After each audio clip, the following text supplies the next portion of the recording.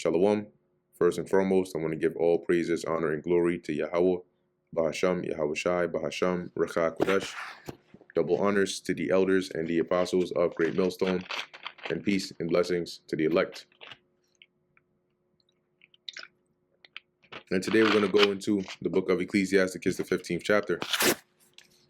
He that feareth the Lord will do good, and he that hath the knowledge of the law shall obtain her. That is, who? Wisdom.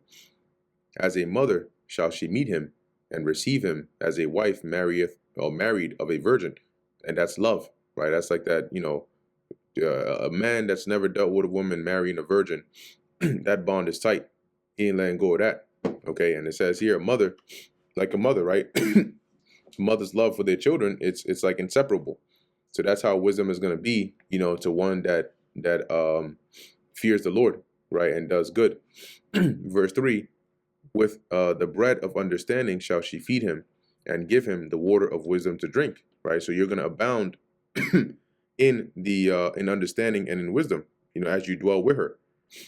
He shall be stayed upon her and shall not be moved. Stayed is like to be supported by. And you're going to be stable. You're going to be safe. And shall rely upon her and shall not be confounded. She shall exalt him above his neighbors, and in the midst of the congregation shall she open his mouth. Meaning she's going to give you what to say to raise you up. Okay, when the words of wisdom, like Yahweh Shai, it mentioned, right? I think he was 12, right? Or he was really young. And it says that they marveled at him based on his understanding in the scriptures, right? When his parents, when they went to keep the Passover in Jerusalem, and they were going back and they couldn't find him, and they came searching and they found him in the temple, right? And the doctors of the law were marveling at him because of his knowledge, of his wisdom. The scriptures say that the Lord is going to make him of quick understanding. Verse 6, he shall find joy and a crown of gladness, and she shall cause him to inherit an everlasting name. See that? A name that lasts forever, continually, a good memorial. But foolish men shall not attain unto her, and sinners shall not see her. And it tells you then, Wisdom of Solomon, that wisdom is not going to enter into a malicious soul. Wisdom of Solomon 1:4. For into a malicious soul wisdom shall not enter, nor dwell in the body that is subject unto sin.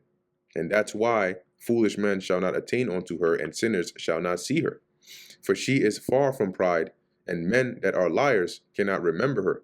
See, because she's not near them. Wisdom doesn't dwell with the ungodly or malicious souls. Praise is not seemly in the mouth of a sinner, for it was not sent him of the Lord. Let's read that in the GNTD, right? Sirach 15:9. It says here, it is not appropriate for a sinner to sing hymns of praise, because his worship is insincere. Verse 10, for praise shall be uttered in wisdom, and the Lord will prosper it. Say not thou, it is through the Lord that I fell away, for thou oughtest not to do the things that he hateth. See, so don't try to blame the Lord for your sins, right? Because it's not, he hates the sin in itself, right? He hates iniquity. So it's you doing the things that he hates. Don't try to blame him for it. Oh, well, if he controls everybody, then he made me sin. No, don't play that. In verse 12, it says, say not thou, he hath caused me to err, for he hath no need of the sinful man. The Lord doesn't desire sinful people. So why he calls you to err? What caused you to err is your desire, which led to that temptation. The Lord has made everything. It was man that sought out wicked inventions. You see, or many inventions. Verse 13, the Lord hateth all abomination, and they that fear God love it not. See, so those that fear the Lord, they also hate abominations. He himself made man from the beginning, and left him in the hand of his counsel, right? So when he made man, he gave him understanding, and left him in his counsel. Right now, he gave concerning Adam the knowledge, wisdom, and understanding of what to do, but the decision of whether to do it or not, guess what? Even though ultimately it was the will of the Lord, it was left in the hands of those that made it, or those that made the decision. If thou wilt to keep the commandments, and to perform acceptable faithfulness. He hath set fire and water before thee. Stretch forth thy hand onto whether thou wilt, right? Let's read that verse 15 and 16 in the GNTD. And this is basically going into like the will of man, right? The Lord gives you options, and based on what you choose, there's a consequence. So it says, if you want to, you can keep the Lord's commands. You can decide whether you will be loyal to him or not, which it's a fine line, because ultimately, if you are going to be loyal to him or not, that's pre-decided by the Lord anyway.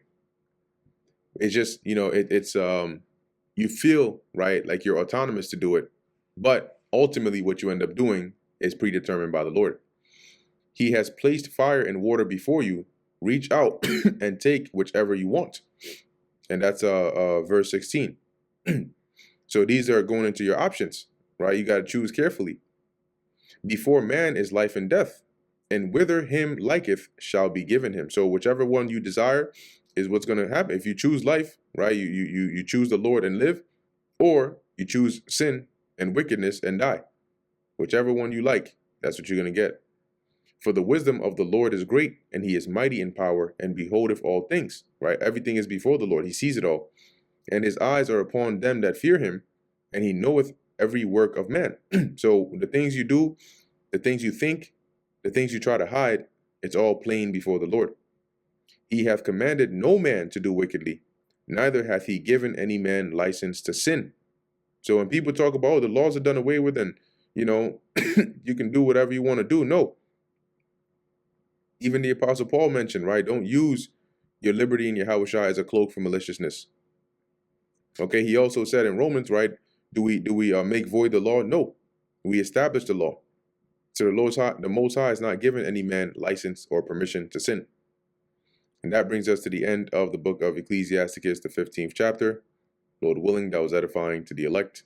In closing, I want to give all praises, honor, and glory to Yahweh, Bahasham Yahushai, Bahasham Rachah Kodesh. And until next time, Shalom.